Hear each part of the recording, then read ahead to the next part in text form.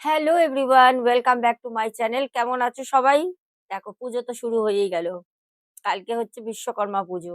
আর বিশ্বকর্মা পুজো special একটা ঘটনা আজকে তোমাদের শোনাবো।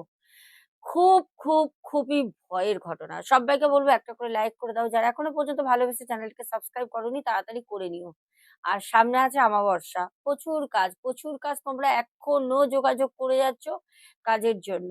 একদম শেষ মুমেন্টে এসে আমি সবাইকে বলবো, যারা এখনো মনে করছো দোনোমনো করছো কয়দিন ধরে, 2-4 জন আছো, এখনো বলবো সবাই কালকে কালকে বিশ্বকর্মা পুজো কালকে কনফার্ম করো। তারপরে কিন্তু আমি আর নেব না মহালয়া অমাবস্যার জন্য কোনো কাজ, আবার পরে করতে হবে। তো চলো এবার ঘটনায় ফিরি। হাওড়া কদমতলা থেকে এক দাদা ভাইয়ের জীবনের ঘটনা। বেশি দিন পুরনো না, গত বছর এই বিশ্বকর্মা পুজোর রাতে ঘটে যাওয়া একটি ঘটনা। শুধু শোনো, আমি এই দিনটার জন্য ঘটনাটাকে একদম সুন্দর করে শোকেসে তুলে রেখেছিলাম। আজকে শোকেস থেকে নামিয়ে নিয়ে এসেছি তোমাদের সাথে শেয়ার করবো বলে। কারণ ঘটনাটা যেরকম ভয়ঙ্কর, সেরকম আজকে রাতের ঘুম তোমাদের উড়ে গেল। চলো, ঘটনাটা আসে হচ্ছে হাওড়া কদমতলা থেকে। যে ঘটনাটা শেয়ার করেন, ওনার নাম হচ্ছে সুভাষ বাগ। উনি কিন্তু একজন বাস ড্রাইভার। দাদা ভাই বলেন, আমি আজ প্রায় 22 বছর ধরে বাস চালাই। 22 বছর ধরে আমার জীবনে ছোট ছোট অনেক ইনসিডেন্ট হয়েছে, হয়নি তা না। আমার সাথে আমার যারা আরো বাস চালক বন্ধুরা আছে তাদের সাথেও এরকম অনেক রকম ঘটনা ঘটেছে, এই ভূত প্রেতের ঘটনা রাতের বেলা। কিন্তু গত বছর বিশ্বকর্মা পুজোর রাতে, যখন বাস পুজো দিয়ে সারাদিন হইচই, বুঝতেই পারছো কি হয়, রাতে বাড়ি ফেরার পথে ওনার সাথে একটা ভৌতিক ঘটনা ঘটে। ঘটনাটাই আমি দাদা ভাইয়ের মতো করে, সুভাষ দাদা ভাইয়ের মতো তোমাদের বলছি, শোনো। বিশ্বকর্মা পুজোর আগের দিন আমরা প্রায় হাফ বেলা বাস টাস সব বন্ধ করে দিই। দিয়ে ধোয়াধুয়ির একটা ব্যাপার থাকে, পুরো পরিষ্কার করা, তারপরে মোবিল তেল দেওয়া, নানা রকম নাট যেগুলো থাকে বাসের সবকিছু টাইট করা, এইসব কাজ ওই কিছুক্ষণ গাড়ি চালানোর পর বন্ধ করে দিই, দিয়ে এই কাজগুলো করাই। পরের দিন আমাদের বাসের হাওড়ায় স্ট্যান্ডে, যেখানে বিশাল বড় করে বিশ্বকর্মা পুজো হয়, সেখানে আমাদের লাইন দিয়ে বাস পুজো হবে। আগের দিন সবাই খুব কৌতূহল। আর বাস পুজো মানে মানে পুজো মানেই একটা আমাদের আনন্দর আমেজ চলে আসে, মানে সেটা একটু আলাদা ধরনের আনন্দ। আশা করি বুঝতে পারছো কি বলতে চাইছি। তো দাদা ভাই বলেন যে আমার সাথে যেই ঘটনাটা ঘটবে, আমি বুঝতেও পারিনি। 22 বছর জীবনে এই বাস ড্রাইভারি করছি, কোনোদিন এরকম আমার সাথে তো আগে হয়নি। বলছেন, যেই দিনকে আমরা পুজো করব বিশ্বকর্মা পুজো, একদম ভোর ভোর মানে আগের দিন থেকেই তো গাড়ি ওখানে সারা রাত ধোয়া মোছা পরিষ্কার তো হয়। আমরা যেহেতু উনি কজন, মানে হাফ চালিয়ে বন্ধ করে আমরা করে নিই। আর রাতের বেলা কেন, সব তো আবার পাবলিক লাফালাফি করবে, বন্ধ হয়ে গেলে রাতের বেলা সবাই সারা রাত ধোয়া মোছা পরিষ্কার সব হচ্ছে। কিছুটা সময় রাতে স্ট্যান্ডে ঘোরাঘুরি করি, তারপর সকাল দিকে বাড়ি পৌঁছাই। বাড়ি থেকে গিয়ে 1 ঘন্টা ঘুমিয়ে আবার সবাই ফোন করতে থাকে, চলে আসি। সারাটা দিন কিভাবে পুজোর মাধ্যমে এদিক ওদিক করে কেটে গেল বুঝতেও পারলাম না। রাতের বেলা একটু আসরে বসলাম, তখন প্রায় ঘড়িতে 9টা 15, 9টা 15। তো বাড়ি থেকে বারবার করে বউ ফোন করতে থাকে কখন আসবে। বউ জানে, প্রত্যেক বছরই জানে যে এই একটা দিন তো খাবোই। বললো কখন আসবে। আমি বললাম এত চিন্তা করো না, চলে আসবো, ওই রাত 1টা হবে, যেটা হবে সেটাই বলে দেওয়া, কারণ বলবো 10টায় বলে সে বেচারি বসে থাকবে। তার জন্য বললাম 1টায় যাব, যদিও 1টা বাজবে না, জানি তার আগেই চলে যাব। তবুও একটুখানি সময় হাতে নিয়ে বলেছি 1টার সময় বাড়ি ফিরে যাব। তো আমরা যেখানে বসে খাওয়া দাওয়া করছি, আনন্দ উল্লাস সবাই রয়েছি, প্রচুর স্টাফ আমাদের। তো সবাই একসাথে আবার নেই, মানে এক জায়গাতে রয়েছি। পাশে হয়তো কেউ 15 জন খাচ্ছে, ওই পাশে হয়তো 20 জন খাচ্ছে, আমরা হয়তো 35 জন। এরকম করে সবাই মিলে আমরা খুব গান টান চলছে, সবাই সবার মতো আনন্দ করছি। বাড়িতে যখন আসবো আমার কাছে কোনো দু চাকা বাইক ঠাইক এসব কিছু নেই, সাইকেল বাইক এসব কিছুই নেই। তো আমি জানি রাতের বেলা তো অনেক বন্ধুই আমার একসাথে, যারা আমরা বাস ড্রাইভারি করি, সবাই তো ফিরবো, যে যার বাড়ি যাবে। কারোরকে একটুখানি বলবো, ভাই আমাকে একটুখানি ছেড়ে দে, কদমতলা মোড়টা ছেড়ে দে, আমি বাড়ি চলে যাব। এইটুকুনি তো বন্ধু বান্ধব করবেই। এবার সবাই যে এত খেয়ে ফেলেছে, আমি বুঝতে পারছি না যে কার সাথে বাড়ি যাব। সংকট হয়ে গেল আমার। মানে সবাই মোটামুটি খেয়ে ফেলেছে, কেউ বলছে হ্যাঁ তুই যা, আমি এখানেই থাকবো, তুই হেঁটে চলে যা। হ্যাঁ, মানে এরকম একটা অবস্থা, মানে কাকে বলবো। আমি লাস্টে ওদেরকে গিয়ে গিয়ে যারা গ্রুপ করে করে খাচ্ছে বাড়ি যাওয়ার জন্য, আমি গিয়ে বলছি যে দেখ আর খাস না, অনেক খেয়েছিস, আর খাস না, বাড়ি যেতে হবে তো। এই যা না, ওদিকে যা না, মানে আমাকে তখন, আমি মনে হচ্ছে সব থেকে ওখানে কম খেয়ে রয়েছি, সবাই মোটামুটি গলা পর্যন্ত গিলে ফেলেছে। উম, এবার আমি ভাবছি যে আমি বাড়িটা যাব কি করে। দেখলাম না, আর কোনো আশা নেই, সবাই মোটামুটি এত গিলে ফেলেছে, ও হাত পা টেনেও তুলে নিয়ে যাওয়ার মতো না। লাস্টে আমি বললাম না, ঘড়িতে দেখি বাজে 12টা 45। ভাবলাম বউকে বললাম একটাই, গিয়ে তো পৌঁছতে পারবো না, অনেকটা পথ অনেকটা।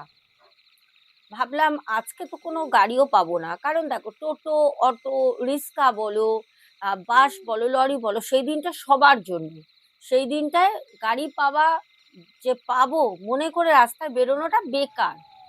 তো দাদাভাই বলছেন, আপনি বিশ্বাস করবেন না ম্যাডাম, আমি একা বেরোলাম, হাতে আমার বিরিয়ানি রয়েছে, ওখানে বিরিয়ানি হয়েছে। তো যেহেতু বাড়িতে বউ আছে, মা আছে, ছেলে আছে, তো সবার জন্য একটুখানি আনবো না তো হতে পারে না, আর প্রচুর হয়েছে। আমরা খেয়ে দিয়েও মানে সকালবেলা আবার ওই আমাদের যে সামনে চায়ের দোকান রয়েছে স্ট্যান্ডের বাইরে, ওদেরকেও দিতে হবে, মানে প্রচুর। তো ওরা প্রত্যেক বছর একটু আশা তো করে, তারপর অনেকে আশেপাশে কাজের বউরা থাকে, ওদেরকেও দিতে হয়, বাচ্চা কাচ্চারা আসে সকালবেলা। তো আমি বিরিয়ানি নিয়েছি, 4 প্যাকেট বিরিয়ানি একটা ব্যাগের মধ্যে নিয়ে রাস্তা দিয়ে হাঁটছি, রাস্তা দিয়ে হাঁটছি, রাস্তা দিয়ে চলছি। যেতে যেতে যেতে যেতে কেউ নেই চারপাশে, পুরো ফাঁকা শ্মশান রাস্তা, শুধু একটা দুটো চার চাকা।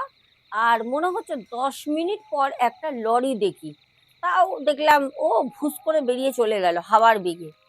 তো আমি আমার মতো হাঁটছি, হঠাৎ অনেকটা যেতে যেতে যেতে যেতে আমার বাথরুম আসে।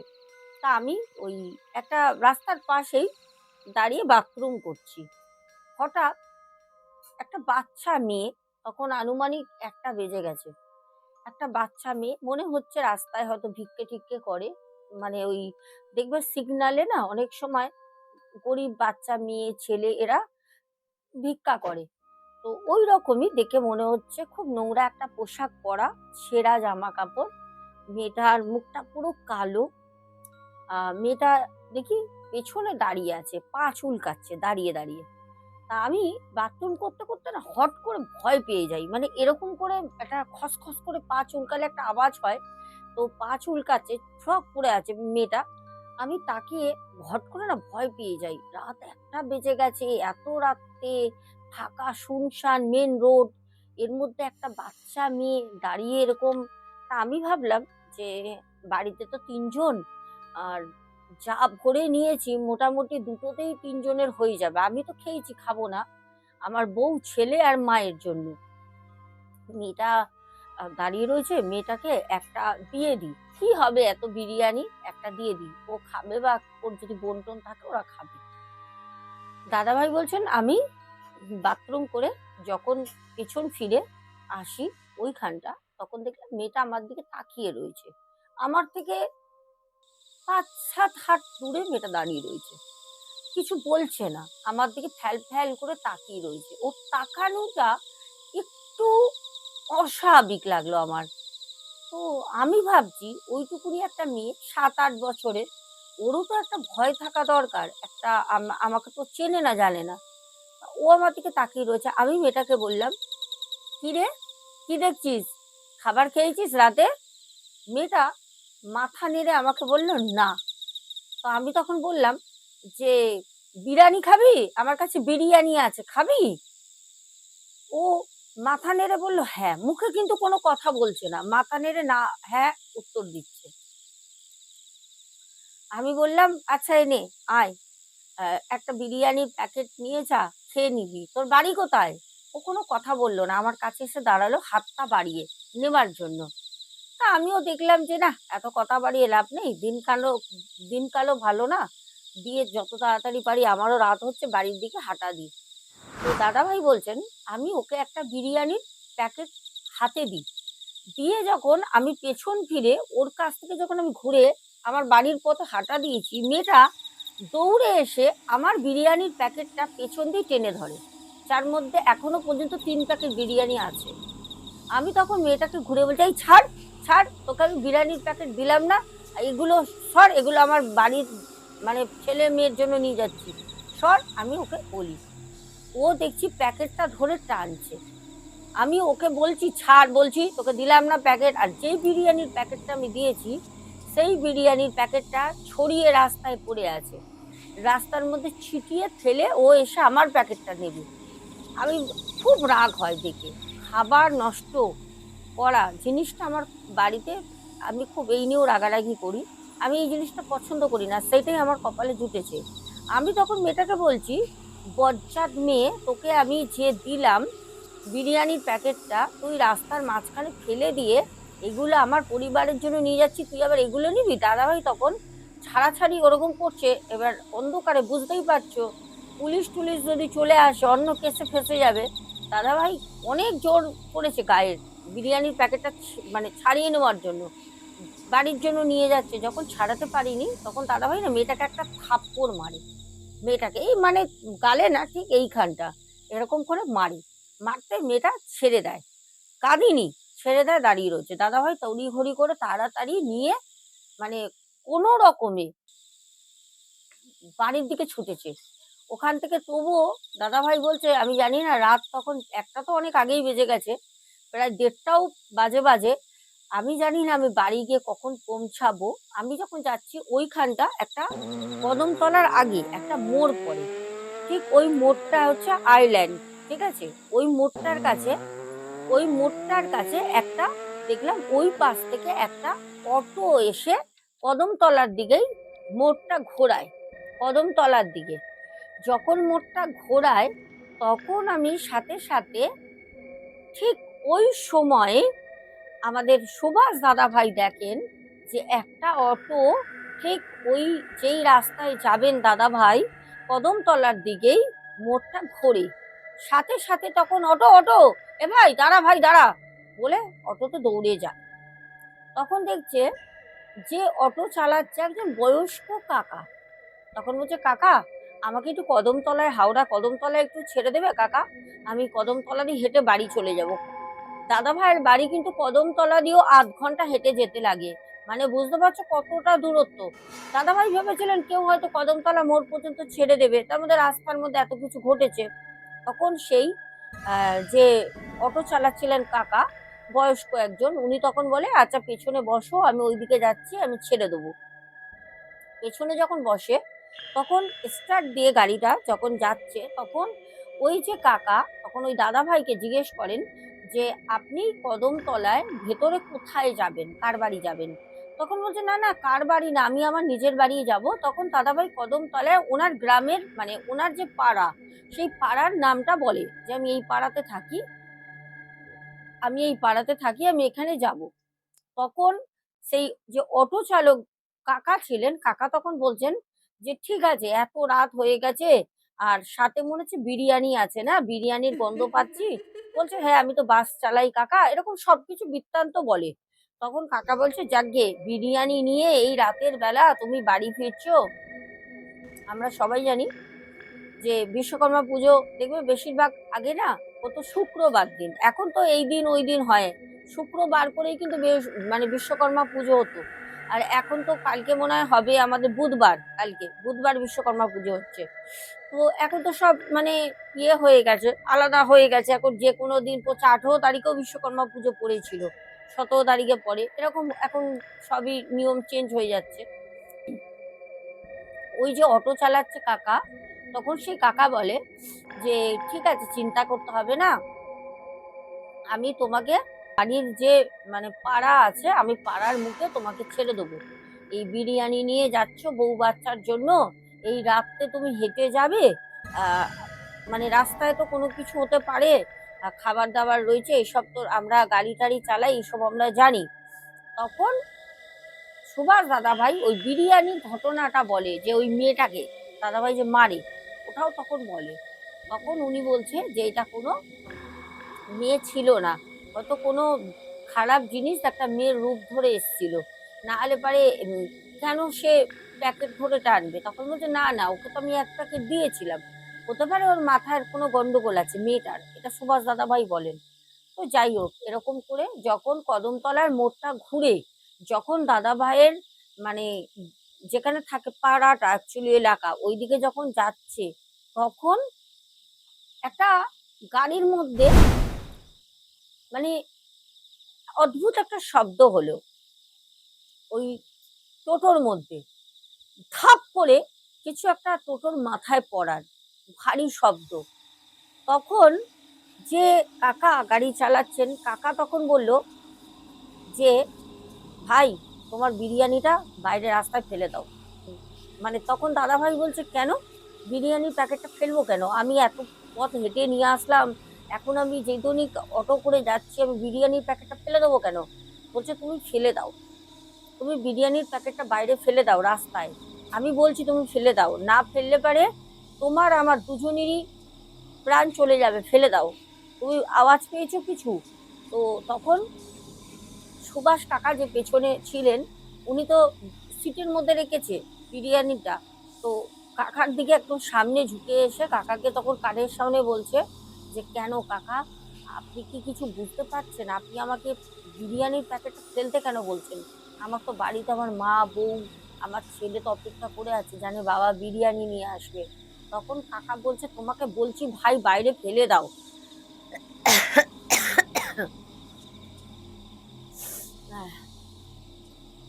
তখন কাকা তখন কাকার সামনে গিয়ে তখন সুভাষ দাদাভাই বলছে যে আপনি বারবার কেন ফেলতে বলছেন কাকা, এটা তো আমি বাড়ির লোকের জন্য নিয়ে যাচ্ছি। কাকা বলছে তোমার প্রাণটা বাঁচলে, তুমি যদি প্রাণে বেঁচে থাকো তবে তো তুমি তোমার পরিবারের জন্য নিয়ে যাবে, তুমি বাইরে ফেলো।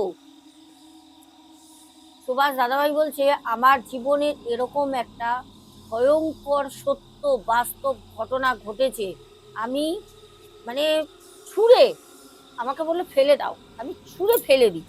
যখন আমি ছুঁড়ে ফেলি না, আমি দেখলাম একটা বড়, যেরকম চিল হয় না, চিল বা শকুন, ঠিক ওরকম ওই গাড়ির মাথা দিয়ে এরকম বড় ডানা, মানে গিয়ে ওই বিরিয়ানির পুরো একদম রাস্তায় ফেলেছে, ওর উপর বসলো।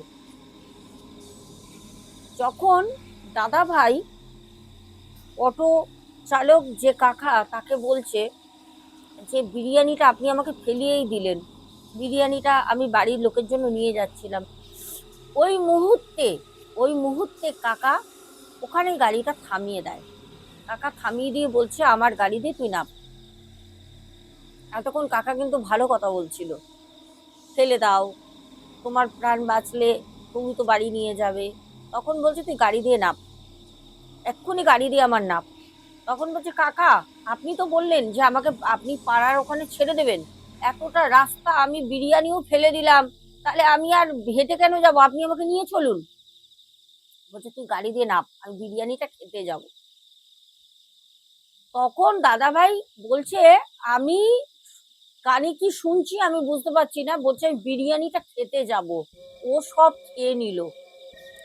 বলছে যে মানুষটা গাড়ি থেকে নামলো, আমি জাস্ট দেখলাম আমার পাশ থেকে গেল একটা ভ্যাপসা পচা দুর্গন্ধ, আমার পাশ থেকে সে গেল, গিয়ে ঠিক যেরকম আমি ছুঁড়ে ফেলেছিলাম গাড়ির মাথা দিয়ে একটা কালো বড় শকুন চিলের মতো একটা কিছু এসে পড়লো।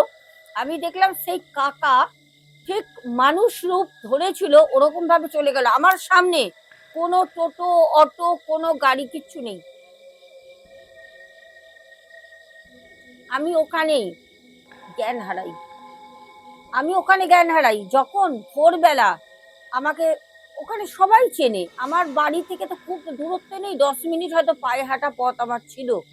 আমি যেখানে পড়েছিলাম সবাই যখন আমাকে বলছে, কিরে সুভাষ, এ সুভাষ, কিরে এ সুভাষ, আহ এত রাতে গিলেছিস না, সত্যি বাবা বাড়ি যেতে পারিসনি, এখানেই পড়ে আছিস, দেখ তো মনে হয় বিরিয়ানি নিয়ে যাচ্ছিলিস না, দেখ বিরিয়ানির প্যাকেট গুলো ছেঁড়া মেরা পড়ে আছে, সব তো কুত্তায় খেয়ে গেছে, দেখ। সুভাষ দাদাভাই বলছেন, আমি কাকে কি বলবো, আমি কাকে কি বলবো, কে আমার কথা বিশ্বাস করবে যে আমি নেশা এরকম করিনি। আমি বাড়িতে আমার ফ্যামিলির জন্য বিরিয়ানি নিয়ে যাচ্ছিলাম, সেই বিরিয়ানি কিভাবে আমার কাছ থেকে মানে ফেলে কেড়ে ছদ্মবেশ ধরে কে এই জিনিসটা করেছে আমি জানি না। আমি অটো করে এসছি, মানে সে অটো ফটো কিচ্ছু নেই, আমি কি করে ওখানে আসলাম, তাহলে ওই কাকাই বা কে ছিল, ওই সময় কে আসলো কি আমি কিচ্ছু জানি না। আমি প্রায় 1 মাস পর, 1 মাস আমি বাইরেই বেরোইনি, 1 মাস পর আমি আমার বউকে আর ছেলেকে যখন ঘটনাটা বলি, তখন আমার ছেলে বলছে, বাবা তুমি কি বলছো, এরকম তো গল্পে হয়, তোমার সাথে হয়েছে, দূর, তুমি মনে হয় সেদিন অনেক নেশা করেছিলে বাবা। আমার বউ আমাকে বলল, কি যে বলো না সত্যি, রাত বিগতে মনে হয় লোকে আর আসে না কাজ ছেড়ে, তুমিও সত্যি কি উল্টাপাল্টা গল্প বলছো, কে তোমাকে অটো করে নিয়ে এসছে, সে বলেছে না বিরিয়ানি ফেলে দিয়েছে, ও কে টেনেছে, দেখ। সুভাষ দাদাভাই বলছেন, ম্যাডাম এইটা আমার সাথে যে ঘটেছে রাতের বেলা, আমি কাউকে আজ পর্যন্ত বিশ্বাস করাতে পারি না। আজকে আপনার চ্যানেলের মারফতে আমি আমার সত্য ঘটনাটা শেয়ার করলাম, জানি না কতজন এটা সত্যি ভাবে নেবে, কতজন গল্প মনে করবে, কিন্তু ওই যে একটা কথা আছে, যার সাথে ঘটে সেই জানে, আর সবাই গল্পই মনে করে। তাহলে এই পরিপ্রেক্ষিতে দাদাভাইয়ের ঘটনাটা এতটাই, তো তোমরাই উত্তর দেবে অ্যাকচুয়ালি কি ব্যাপার ছিল না ছিল, কিন্তু আমি এই পরিপ্রেক্ষিতে একটা ছোট্ট ঘটনা বলবো তোমাদের।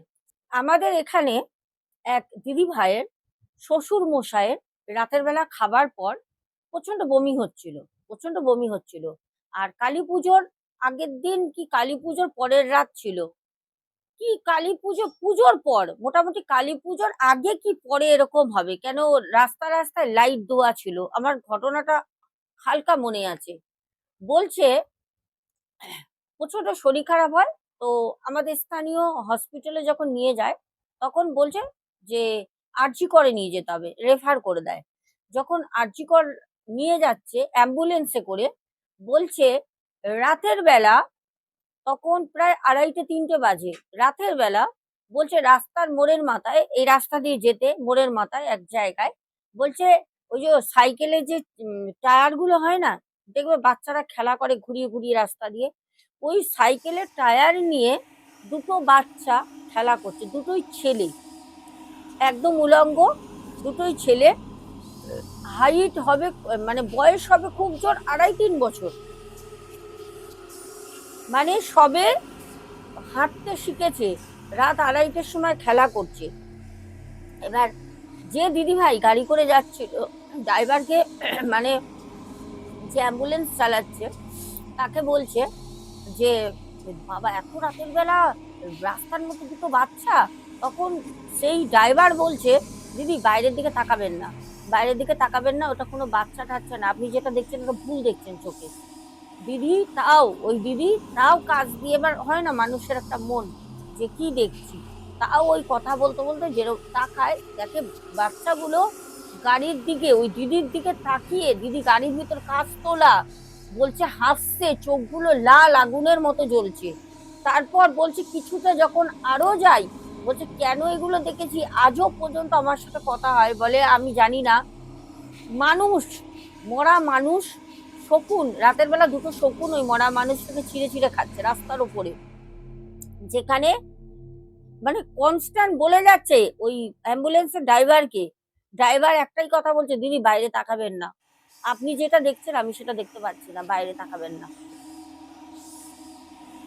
পরে কি জানা যায় জানো, ওই যে দিদি ভাইটা ওর উপর ব্ল্যাক ম্যাজিক করা হয়েছিল। সেই ব্ল্যাক ম্যাজিক যেটা করেছিল সেটা তার শাশুড়ি করেছিল।